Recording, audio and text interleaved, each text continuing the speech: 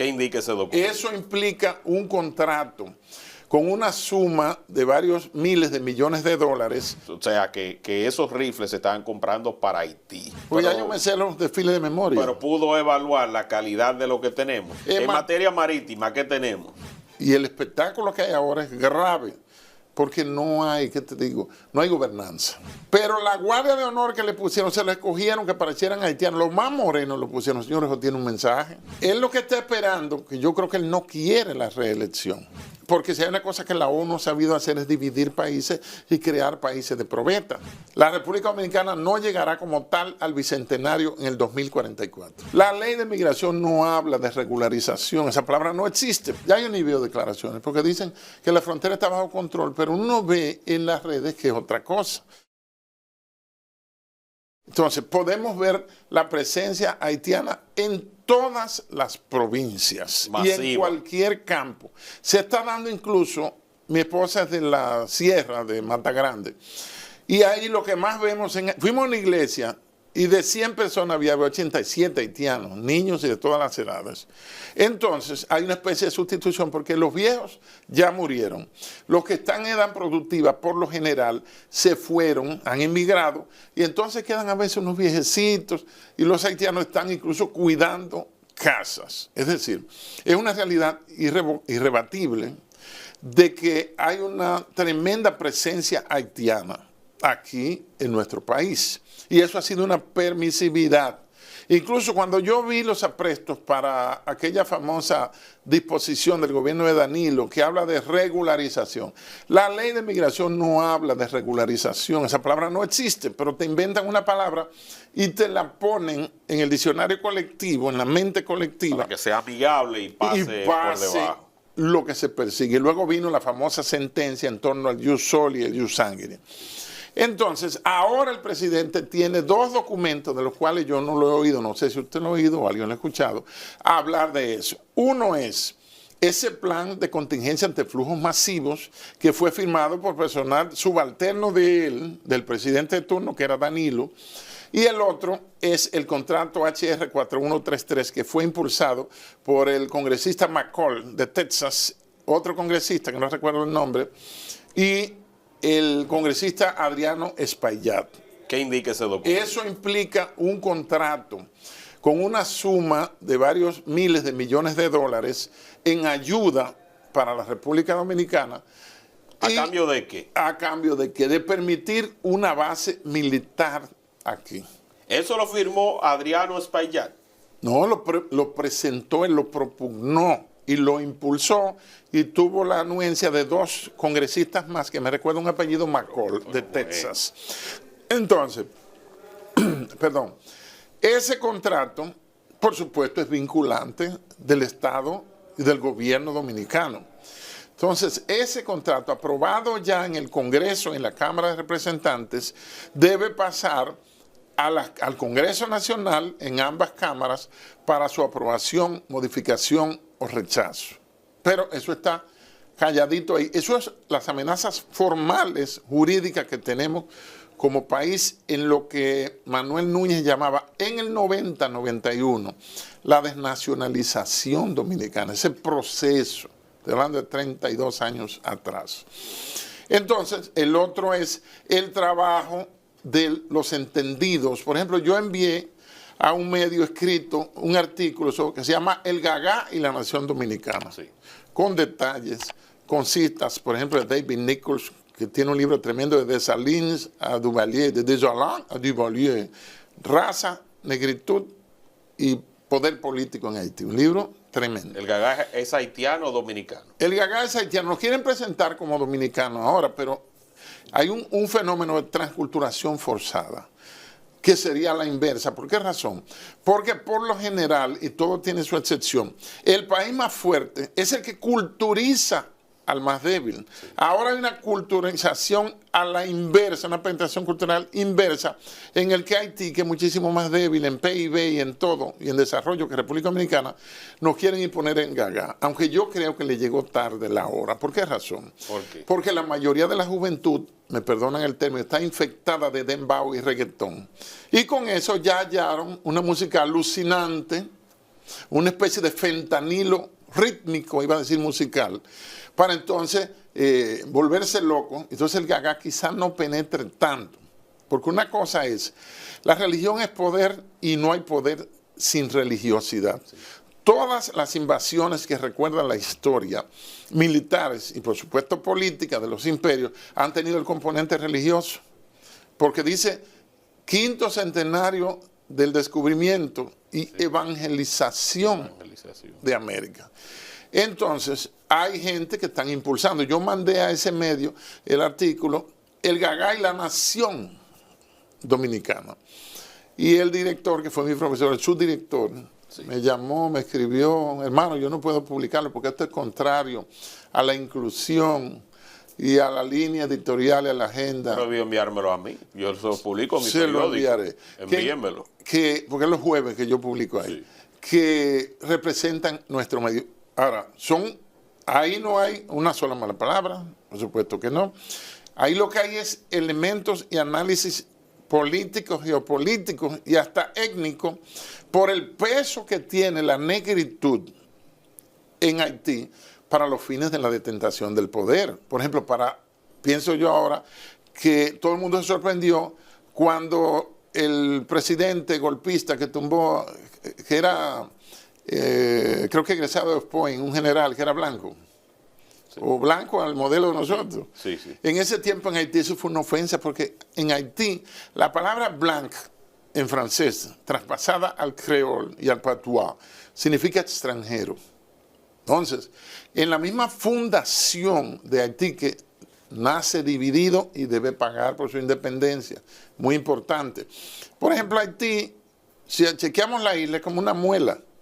Sí. Entonces, aquí abajo se formó un imperio como reacción a la declaración de la República que hizo Toussaint Louverture. Sí. Es decir, que hay una división tremenda. Y con relación a esto que estamos viendo, usted ha denunciado en el pasado que la República Dominicana no está preparada ante una eventual intervención que se haga para tratar de equilibrar a ese país y también para que si las bandas siguen asumiendo mucho más poder y control, se produzca una estampida hacia el territorio dominicano. Y yo quiero que usted enumere cuáles son esos peligros y cómo está preparada o no la República Dominicana para enfrentar algo de esa magnitud.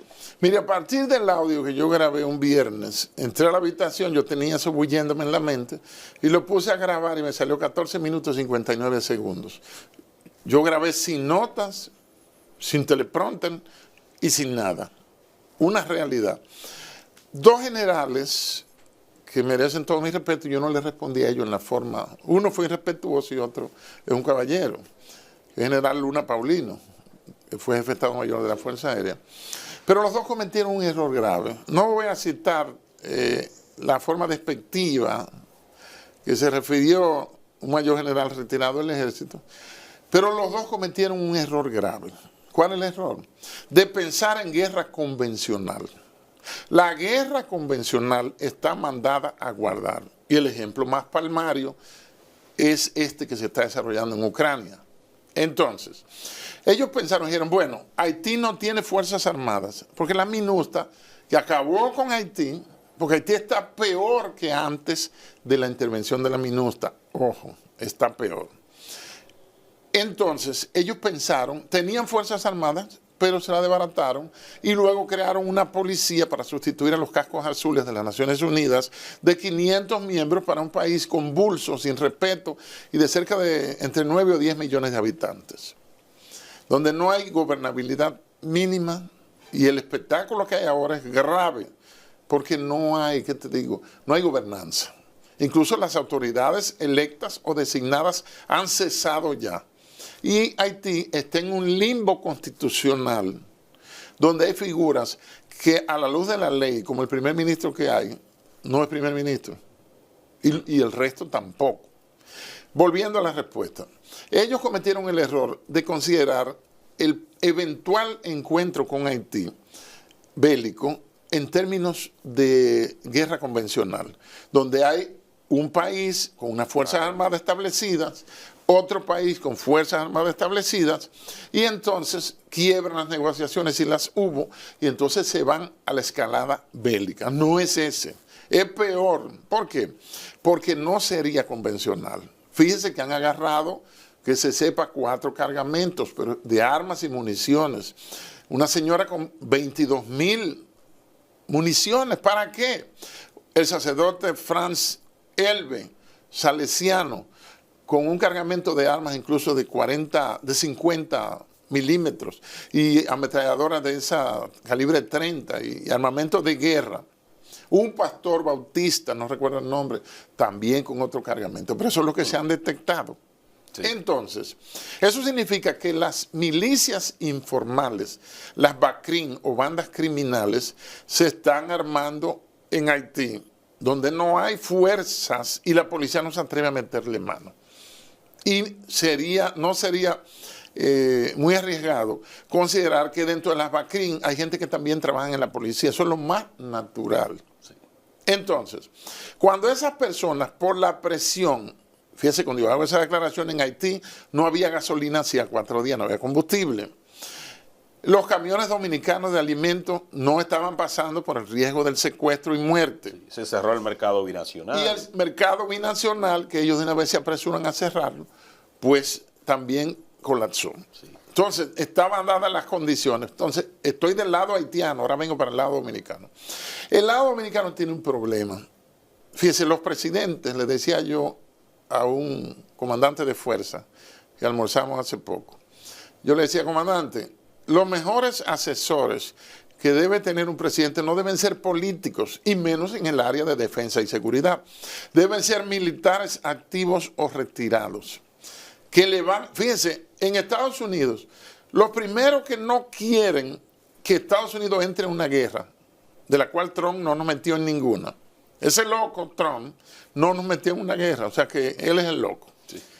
Eso es imperdonable para el complejo militar industrial. Entonces los militares no quieren guerra, porque ellos saben lo que es la guerra y han ido, incluso el que hace carrera militar en Estados Unidos, si no ha sido desplazado, deployed, usted no vale 2 cheles. Ahora, si usted en su currículo dice que usted estuvo en Vietnam, que estuvo en Afganistán, que estuvo en Eritrea, que estuvo en Somalia, que estuvo en Kosovo, etc. Entonces los militares no quieren, pero los políticos sí quieren, porque ellos no van a pelear la guerra ni van a mandar a sus hijos para allá. Los que cotizan en Wall Street, en las grandes compañías como McDonnell Douglas, General Electric, que no hace solamente neveras y estufas y licuadoras, esa gente que cotiza en Wall Street, McDonnell Douglas, la Boeing, los que hacen los bombarderos, los que hacen los drones, ellos quieren que haya guerra. Sí. Y lo mejor que hace un presidente norteamericano, chequeando su historia, es meterlos en una guerra. Entonces, el conflicto que se va a dar aquí será incursiones de bandas haitianas armadas. Porque aquí yo estoy viendo, no es que yo tenga un fantasma y estoy viendo un haitiano detrás de la oreja, es observando la realidad. Incluso cuando yo voy a emitir una opinión, me gusta controlar la pasión que podría cegar la emoción y la racionalidad de lo que vaya a decir. Eso no quiere decir que tenga la razón absoluta. Entonces, aquí está entrando todo el haitiano que quiere entrar, entran en sus jipetas, en sus vehículos, porque aquí viene el haitiano pobre de solemnidad, pero viene el rico a hacer vida nocturna aquí, muy bien parado. Y hacer negocios también. Y hacer negocios, a comprar torres y cosas por el estilo. Entonces, ese conflicto viene y se está organizando. Se está mandando armamento. ¿Por qué está entrando muchísimo armamento de seguro por Miami?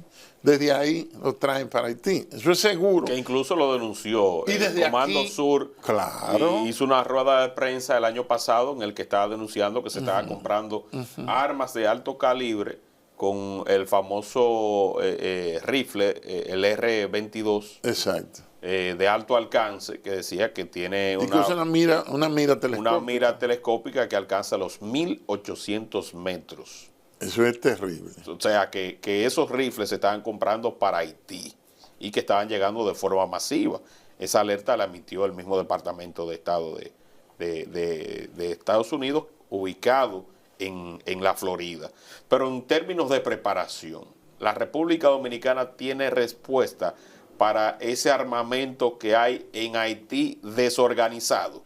Fíjese, los jefes, con tal de conservar los cargos, y eso se ve de una manera dramática en la policía, en la que yo hice vida por más de 40 años, le dicen a los presidentes que todo está bien, que está bien todo, y que la frontera, ya yo ni veo declaraciones, porque dicen que la frontera está bajo control, pero uno ve en las redes que es otra cosa, porque ya no se puede ocultar la verdad, porque cada ciudadano con un celular inteligente, por bruto que él sea, es un reportero sí. de lo que está pasando. Sí. Es una triste realidad. O sea, que no tenemos cómo devolver con la misma intensidad en caso de que por lo menos mínimamente ellos se organicen. Hoy el problema, esas milicias, vamos a llamarlas así, tienen una formación de guerra urbana y de guerra, por supuesto, rural. Entonces, nuestro país tiene 6 brigadas. Tiene 6 brigadas del ejército porque las tropas de a pie son las que se mueven. Fruto de la denuncia, no me quiero dar el bombo, le aumentaron 3.500 pesos al sueldo de los soldados que trabajan en la frontera en el CEFRON, recuerdo. Y el presidente dispuso una compra de algunos vehículos y helicópteros. Las compras militares siempre duran un tiempo por la llegada y esas cosas, los trámites internacionales que hay que hacer. Vehículos, estamos hablando de helicópteros, y unos unidades antimotines, exacto, vehículos blindados, que son de esos todoterreno, y se habló también de otras y de otras armamento cosas, y municiones. Lo que pasa es que la información sobre las capacidades militares que se tiene, sí se da, tiene un efecto disuasor, pero también ese mismo efecto disuasor de convencer al enemigo de que no le conviene meternos mano a nosotros, tiene un elemento informativo para ellos evaluar el potencial enemigo que tienen por delante. ¿Usted vio el desfile militar que se hizo aquí? Sí, incluso me invitaron el de aquí yo no lo vi. Porque ya yo me sé los desfiles de memoria. Pero pudo evaluar la calidad de lo que tenemos.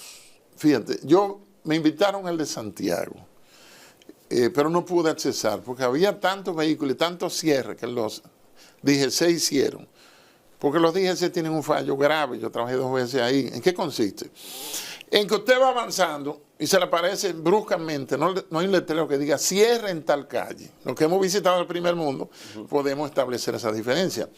Entonces él te dice que te devuelve de ahí, pero no te dice una opción. Y te dice, mire, usted debe coger tal calle para que salga la 27. No hay nada de eso. Yo no pude asistir, pero vi un poquito en televisión. Entonces, las capacidades que tiene la República Dominicana en este momento, ¿desde cuándo no se compraba armamento? Mire, Trujillo fue el último que compró. Entonces luego entra el Consejo de Estado, que son los herederos de Trujillo, que se cogieron el poder. Sí. Viene la Revolución de Abril, viene el triunvirato de 2, y luego en el 66 entra Balaguer. Cuando Balaguer prácticamente no se compra nada. Entonces me acuerdo que Jorge Blanco, creo que fue, o Guzmán, que compró unos buques, unas corbetas que son pequeñas, por supuesto, creo que una se llamaba Orión y otra Canopus. En materia de Fuerza Aérea, estando yo en la Fuerza Aérea, compraron cuando Guzmán unas T-34, T-41D, pero que dice T es training, es entrenamiento, no es un arma de combate. Y compraron esas avionetas Cessna, una marca muy reconocida, la compraron versión militar y entonces la pintaron de camuflaje para que se vean y ahí se ganaron unos cuartos, los jefes de esa época. De esa época. Luego, eso fue un tucano, pero que no trascendió. los helicópteros Bell 205, que yo he volado en eso, que estuve en la Fuerza Aérea un año, 8 meses, estudié aviación, paracaidismo y mantenimiento de aviones, el único de la policía, yo creo que del país que ha pasado por esas 3 desgracias, o esas 3 bendiciones. Entonces, esos Bell 205 es el helicóptero que brilla en la guerra de Vietnam, que es 64-74. Estados Unidos se mete en el 64 y hereda de los franceses la guerra del sudeste asiático de Vietnam. Entonces esos helicópteros, medio overhaul, medio mantenido, están ahí. Ahí sigue el Tucano, que también es de entrenamiento, fabricación brasileña. Y en el medio de los dos, sí hay un bombardero que es A-37B, que es de la guerra, es de la de la guerra de Vietnam.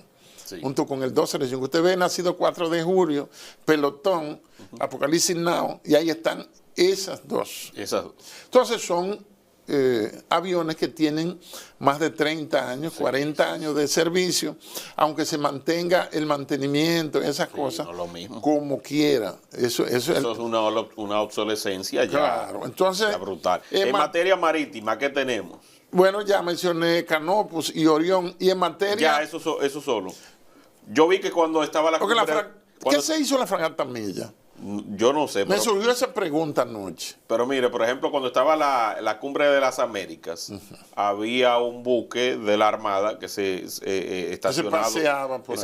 paseaba por el frente de la Cancillería a unos, vamos a suponer, cerca de 1 kilómetro mar adentro en comparación con la tierra dominicana.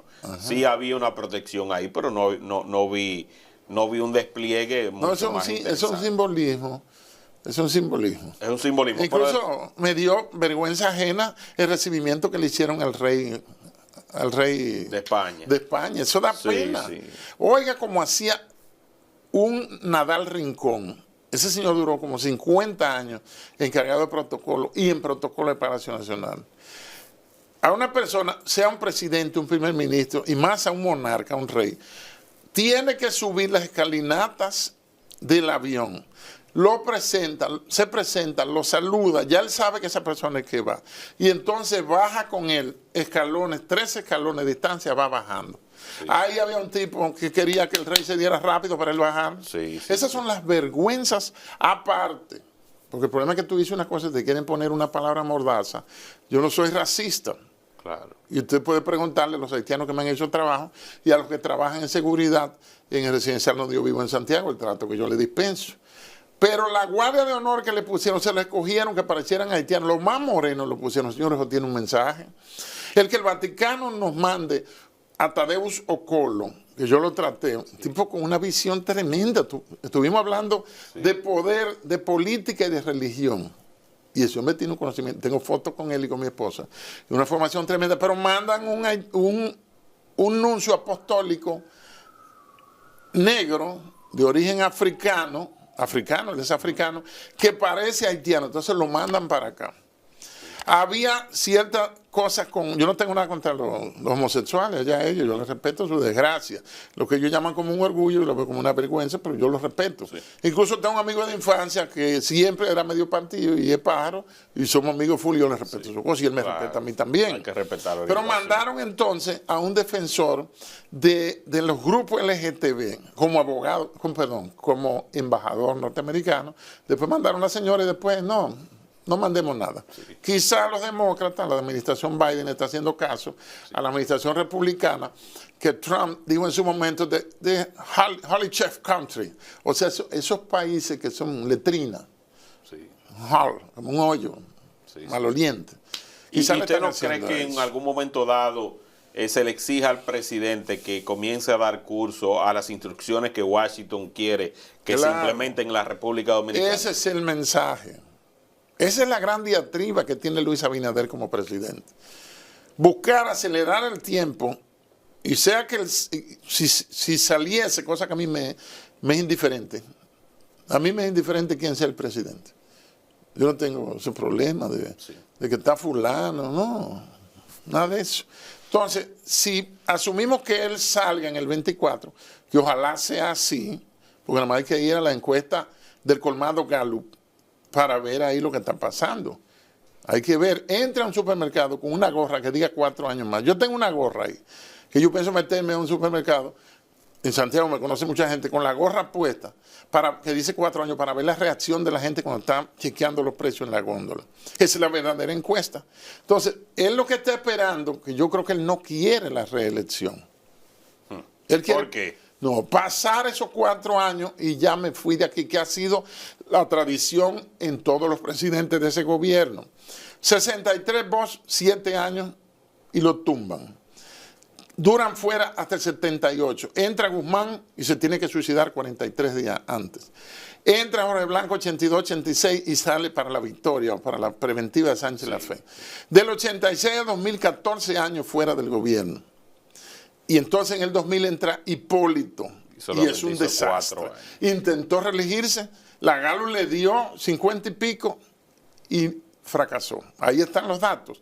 Y ahora Abinader, que llega en el 20, exactamente 16 años después de Hipólito, que planea o lo están empujando, porque el problema es que el entorno, los que están bien, Paliza, toda esa gente, pues me surgió Paliza, sí. Todo el entorno quieren que él se reelija para seguir. Para ellos reelegirse en su puesto. Para ellos reelegirse en su puesto, sí. Rotar a otro sitio. Sí. Entonces, a veces los presidentes, no, yo creo que el presidente, que no ha trabajado nunca, salvo de las empresas de su padre, de su familia, y tampoco ha tenido ninguna función electiva. No ha sido presidente de una junta de vecinos, que yo sepa, ni tampoco diputado, ni senador, ni nada de eso, ni alcalde. Él salta hacia la presidencia por el descontento rampante contra la ignominiosa y dañina administración de Danilo Medina.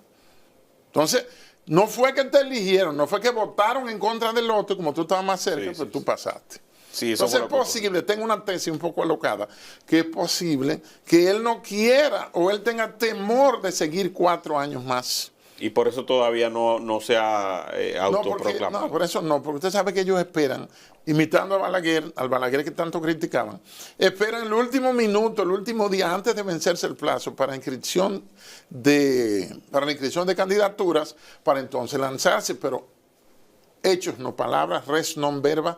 Los hechos son más elocuentes que la palabra. ¿Qué hizo el presidente el 4 de enero de este año? Que se presentó a la Junta.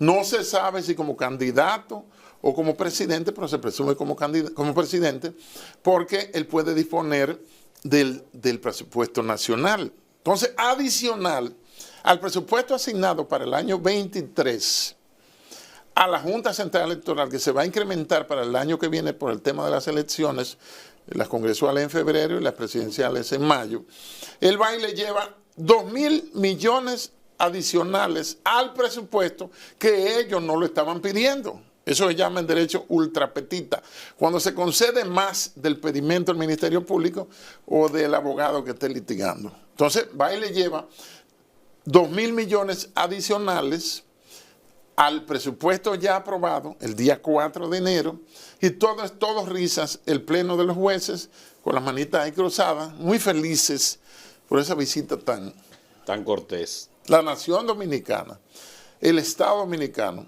está ahora. Presiones internacionales como la de Laura Richardson, sí, y de la señora Wendy Sherman. Está el contrato 4133. Está el plan de los flujos.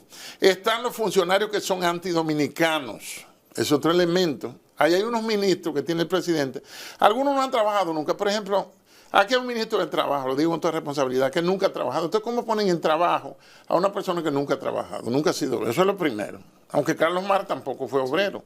Carlos Mar era un vago, mantenido, y hablaba mucho de proletario y esas cosas. Pero tenemos ministros abiertamente enemigos con su accionar, no que yo lo diga. Ejemplo. Como por ejemplo Pavel Issa, el mismo que está en medio ambiente, que es un defensor de Haití. Porque esa gente llegaron ahí, porque las gentes de la ONG, que son presiones internacionales, sí, se reunieron con efectivos del gobierno que iba a comenzar para ellos tener una cuota. Fíjese que a mí me gusta hablar con nombres, pero sí es la verdad, hay que decírselo. El canciller también. Un canciller mudo, el canciller es pro-haitiano, eso se sabe. Y también está Mickey Seara Hatton, que es un hombre muy consentido. Que ha dejado que le destruyan el país. De las élites económicas. Ellos lo ponen para hacer ese trabajo. Yo iba manejando hacia Santiago hace una semana, hace 2 viernes. Sí. Y por ahí por Villa Altagracia, todo era una humareda. Y tomé fotos y llegué a Bonao, hasta lomas que están del lado de la Falcon Bridge estaban ardiendo, porque están quemando el país para meter la famosa ley del agua que va a privatizar, que pueden encerrar al que guarda agua de lluvia. O sea, una cosa demencial. Entonces, Unido a eso hay comunicadores también que son opuestos al país. Está fuera de discusión que se deben respetar los derechos humanos, que la niñez merece protección, que una embarazada parturienta merece, que se le deben respetar los derechos humanos a los ilegales de cualquier país que sean, que vengan aquí. Debe haber un fuero legal y hasta de estructuras. Está el gran negocio de las visas. Pero entonces hay gente que le encanta estar en el consulado haitiano, dominicano en Haití. Les encanta porque es muy rentable. Incluso en plena pandemia, según informaciones, vendieron miles de visas a buen precio. Es decir, hay como una conjura que tiene que ver presión internacional, por lo menos 2 estamentos legales que ya mencioné, la labor de zapa de los ministros y directores generales que son enemigos de la nación. Está también la coreografía que acostumbra hacer migración, que agarran en Santiago, por ejemplo, un autobús lleno de haitianos, y agarran y lo van soltando en diferentes puntos según van pagando el peaje. Qué Entonces, desastre. ellos saben que lo están haciendo. Qué desastre. Entonces, la nación dominicana nunca había estado en una hora crepuscular y decadente como esta que estamos viviendo ahora. La ONU va a emitir en su momento, porque fíjate que han hecho, José, reuniones sobre el tema Haití, que son una especie de talleres. Yo me formé en Washington que se utiliza eso. En esta habitación, en esta oficina, con todos los medios ahí, internet, toda la cosa, el primer mundo, remas de papel. El tema de ustedes es la crisis haitiana 2023, 2022. Ustedes van a trabajar con la guerra en Yemen, que hay un elemento nuevo que la fina diplomacia china logró conciliar a Arabia Saudita con Irán, uno chiita y otro suní, y están de paños y manteles, y ya ambos van a entrar al grupo de los BRICS. Entonces, hay una conjura internacional y la ONU se ha reunido, te reitero, a puertas cerradas, donde no han permitido acceso al embajador o a la embajadora, creo que es Sonia Guzmán, que está allá, a la embajadora, ni a los encargados de negocios, ni a nadie que hable por República Dominicana. Entonces, ¿qué va a hacer la ONU? Va a llegar un momento donde se recrudezca la violencia, que se haga inmanejable, en el que yo creo que no van a apelar a una intervención internacional de varios países, donde por el capítulo 3 de la Carta del Atlántico fundacional de la ONU, el país limítrofe no puede participar en esas misiones porque tendría intereses encontrados. Entonces, van a emitir una resolución. Ellos están estudiando el bajadero, porque este caso no es único, porque si hay una cosa que la ONU ha sabido hacer es dividir países y crear países de probeta.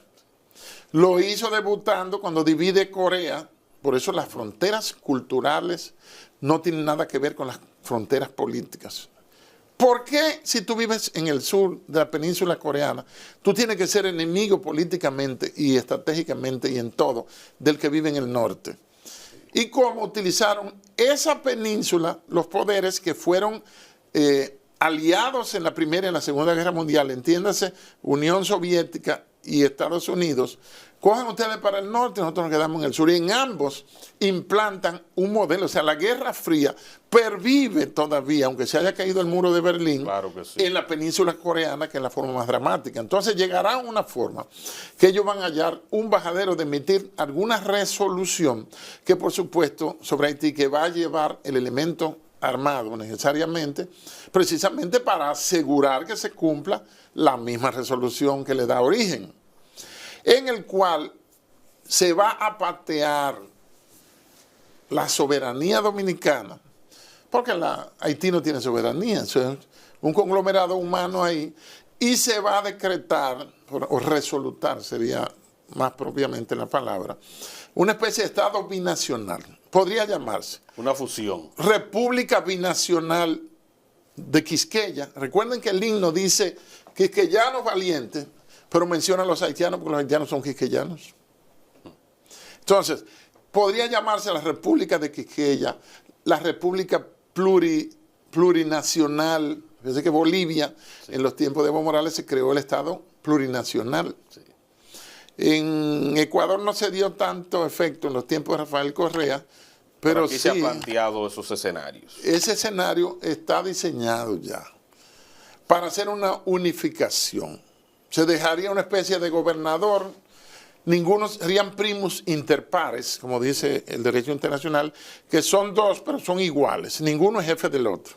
Ay, ay, ay. Y hay que tomar en cuenta el único acuerdo internacional o tratado internacional que es en el que Haití reconoce la existencia de la independencia dominicana, que es del 9 de noviembre de 1884, donde la presidencia de Ignacio María González, donde dice que los nacionales de ambos países podrán entrar, hacer vida, hacer comercio y cualquier tipo de actividades en el otro estado. Ay, ay. Es una especie de fusión Sí, que está decretada ahí, pero los únicos que le han hecho caso al tema, por ejemplo, 1929, Horacio Vázquez, general Horacio Vázquez Lajara, el presidente, tiene una reunión, una cumbre con Estenio Vincent, si no me equivoco. Y entonces, no, Estenio Vincent fue con Trujillo en el 36. Ahí se reconocen los límites en el 29, y después en la revisión del protocolo del 36, antes de hacer el corte, Trujillo devuelve unos territorios que son San Rafael, Hincha, La Caoba, son 4, a los haitianos en el 36. Es la única vez que se ha chequeado eso.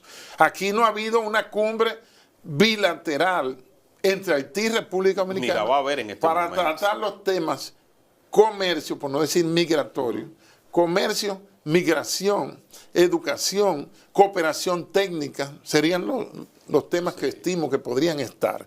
Pero a lo que nos abocamos es a una fusión. La República Dominicana no llegará como tal al bicentenario en el 2044. ¿Usted predice eso? Yo lo aseguro. 2044. Pero eso no, es demoledor. No habrá. La República Dominicana como tal, porque fíjese, hay que decirle a la gente que una cosa es el pueblo forma la nación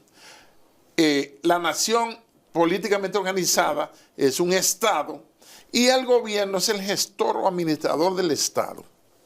Sí. Entonces, los únicos que están bien es el gobierno o los gobiernos, sí, porque la nación está bastante grave, hay amenazas terribles, sí. El Estado está en bastante problemas. Los únicos que están en buena es los gobiernos. Sí, el que venga y el que sea. El plan de contingencia ante flujos migratorios, que es vinculante, entiéndase que obliga al Estado Dominicano sin participación de la llamada comunidad internacional y sin el aporte de nada, del mismo presupuesto nacional debe cubrir. Aquí hay que hacer campamentos residenciales para refugiados. ¿Qué hay que hacer? Pero tú dices como, ¿qué hay que hacer? Sí, están ahí, claro. Incluso hay un acuerdo con la Microsoft Dynamics en el sentido, el servidor está en Suecia y ellos van a andar con un ángel. Dice, cualquier familia, no dice individuo, familia que se presente a la frontera huyendo de la situación calamitosa en Haití, el Estado Dominicano está obligado a darle asilo como un refugiado, porque la ACNUR, el Alto Comisionado de las Naciones Unidas para los Refugiados, es una condición jurídica diferente, no son perseguibles, no son, si se quiere, imputables, porque no es un ilegal, es un refugiado. Es un refugiado. Entonces, le va a dar techo, educación para sus hijos y para él, alimentación de calidad de los comedores económicos, lo dice así mismo, educación, techo, por supuesto que la energía gratis, cuando viene a ver hasta el internet gratis. Entonces ellos vienen a vivir para acá. Es una realidad. Y mencionas cuáles son las provincias. Incluso eso se quiso enmendar con una ley que se tumbó hace poco en el Congreso de la República Dominicana, que consignaba... A la que se envió. A la que se envió, que fue rechazada por la población dominicana, donde se consignaba todo eso. Se me estaba pasando esa ley. Lo que pasa es que el presidente, el Poder Ejecutivo, vamos a decir, no va a socializar ni a llevar a debate esa legislación. Entonces, por eso, de una manera muy hábil, diciendo que fue Antoliano Peralta, ni el consultor jurídico del Poder Ejecutivo, que yo sepa, tiene calidad, lo que se llama iniciativa legislativa, que puede impulsar proyectos de ley. Eso es, por supuesto, en primera fase con el Congreso, senadores y diputados, el presidente de la República, que preside el segundo poder, si se puede decir, porque el primero es el poder legislativo. Y entonces mandan esa ley como de acechón y están tratando de embarrar, no que fue Antoliano, no, fue el presidente que trató de pasar esa, y gracias a Dios que se la identificamos, y se retiró, y dijo Eduardo Estrella, para hacerle algunos ajustes, o sea que estaba desajustada, había que echarle un poco de grasa y apretarle algunos tornillos. Pero también recuerde usted que coincidió otra que sometió Félix Bautista, exacto, que es otra táctica utilizada, donde se prohibía que, por ejemplo, pudiera deportarse a las mujeres en condición de ilegalidad, pero también que no se podía tocar ni a sus familiares, ni a ningún pariente directo o indirecto de la República Dominicana. Para que usted vea la calidad de patriotas y nacionalistas y amigos de este país que tenemos en el Congreso. ¿Qué le parece la bienvenida a la República Dominicana de esa subsecretaria de Estado que está hoy en el país dando curso a una agenda de Estados Unidos sobre Haití, sobre comercio y también sobre derechos humanos? Bueno, ahí habría, en esa visita de Wendy Sherman, esa señora tiene 73 años y una carrera de más de 40 años en el servicio diplomático, especializada en el área de la defensa, aunque ella es egresada de la Universidad Teológica, del Instituto Teológico de Boston. Ella es de religión metodista. Entonces ella viene, fíjese que hay una distancia de alrededor de 60 días o 90, los días están pasando rápido, de la visita de la general Laura Richardson, que es la comandante del Comando Sur, que es bajo esa área de influencia directa que estamos la República Dominicana. También toma en cuenta la sanción que se había dado al Central Romana, que aunque fue al sector privado, se hizo conjuntamente después del llamado a los turistas afroamericanos para que no visiten el país, que lesionó con más de 30,000 cancelaciones de esos turistas que debieron venir al país. O sea que había como una cadena de sucesos que se venían dando y esas visitas se dieron luego de que ocurrieron esos eventos. Fíjese, una paradoja tremenda, pero estamos en el mundo de las paradojas de la era de la posverdad. Este es un país eminentemente, si usted quiere ver afros, o sea, afroamericanos, nosotros somos americanos, pues los encuentra aquí. Entonces, eso tuvo un impacto económico, por supuesto, pero también tiene una lectura. Eso es importante. La visita de la generala tiene una lectura. El que se estacione un buque del Navy norteamericano, aunque esté pintado de blanco y tenga una cruz y que es un hospital, algunos analistas dijeron que debieron mejor acercarse a Haití, donde hay más carencia de salud que aquí en Dominicana. Y la visita de la subsecretaria de Estado, que es la segunda de Anthony Blinken para área del Caribe y Latinoamérica, tiene un elemento formal, por supuesto. Está lo formal, una visita diplomática, recibida casi inmediatamente por el presidente Abinader, una entrevista en una cadena local de 13 minutos, pero también ella evitó, por no decir evadió, responder algunas preguntas. Fíjate que estamos arrancando dándole tratamiento a la actualidad, que es el elemento, uno de los elementos fundamentales de la noticia, pero de ahí nos vamos a expandir hacia otras situaciones de esta crisis perpetua que tenemos con Haití. Sí, señor. Entonces eso tiene su mensaje. Se sabe que se dan siempre, incluso tuve acceso, y usted me envió una, de las declaraciones del Departamento de Estado sobre la visita. Y se ve las cuestiones formales, fortalecer los lazos de cooperación, que tenemos una cooperación, un partnership de larga data, que tenemos intereses comunes, esas tres fórmulas. Y por último, que es lo más importante, es que se menciona Haití. De soslayo a Haití, pero yo creo que ahí se van a tratar, y ya tú citaste algunos, no solo la crisis perpetua de Haití, no solo corrupción, donde ella reconoció los esfuerzos de la actual administración para estar a tono con el presidente Biden en la cumbre sobre la democracia hace alrededor de un mes. Y también el tema lavado de activos. Y por supuesto, en el tema Haití va a caer el tema migratorio. Al menos me parece que esos 4 aspectos es lo que ha motivado su visita aquí. Ella dijo que le gustaba el país, que ha venido con su esposo, John Stockton, a Punta Cana y esas cosas, y han hecho turismo aquí con la familia, pero que viene de una manera formal. Pero ¿qué hay detrás de eso? Lo primero, que Estados Unidos no tiene un embajador aquí, sino que conserva un encargado de negocio, que es lo máximo que se puede dejar cuando tú llamas a consulta a tu embajador y no designa uno en su relevo. Tuvimos la señora Robin Bernstein aquí, muy comunicadora, muy abierta, muy llana. Ella fue designada por Trump. Exacto. Y de ahí la administración Biden, de la cual la señora Wendy Sherman es uno de los halcones de Washington. Hay que estar claro en eso. Porque tú tienes que tener... Hay una serie, no sé si usted la vio, de Netflix, que es House of Cards, La Casa de Papel, donde hay, por supuesto, deformado, pero tiene muchas cosas ciertas. Sí, House of Cards. Claro, La Casa de Papel. En cuanto al tema de cómo es la política internamente en la Casa Blanca. Y hay un caso en el que postularon uno que era de la administración demócrata. Eso es en la película, en una de las series, una de las entregas de la serie. Y entonces, él cometió un error. Cometió un error, no. 20 años antes, él había dado unas declaraciones a la prensa contrarias al interés de Israel, que es lo que se le pone un tag como antisemita. Pero los árabes son semitas también. Entonces, eso lo buscaron, se lo llevaron al presidente y eso le tumbó la designación.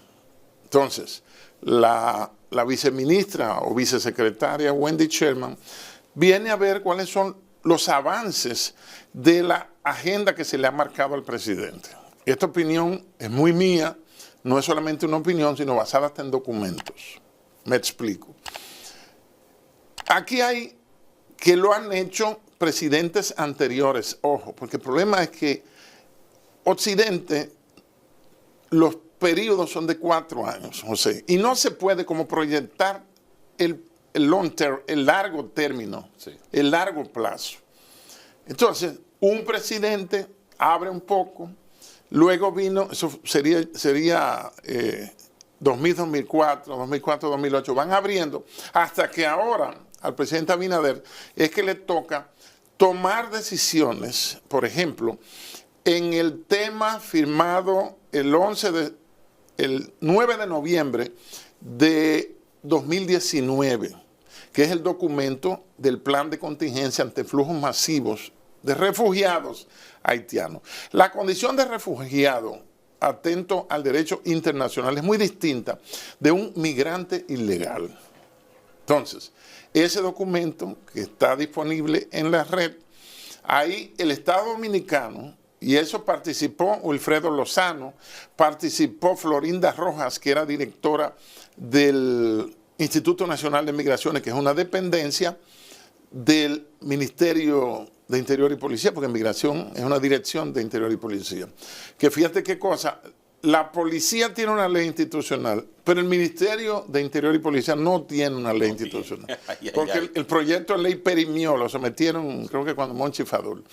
Entonces, ese punto del cual el país es signatario, es que ha habido una apertura, yo ando en el país entero y el que no está tan ciego, creo que no estoy ciego, quizás estoy tuerto, pero busco la forma de tener algún conocimiento de la realidad. Bueno, agradecerle por su participación. A ti te agradezco. Porque acaba de dar una información muy valiosa que yo sé que la población dominicana la va a valorar y vamos a necesitarlo también para estar atento para la semana próxima también, para que hablemos del Gaga, de su origen y todo eso que se le ha querido vender al pueblo dominicano, porque es bueno también que estemos atentos a toda clase de esa clase de eventos. Sí, señor. Y que también sabemos de su tiempo, que vino desde Santiago hasta este espacio para ilustrarnos con puntos claros, haciendo referencias históricas precisas y consultando fuentes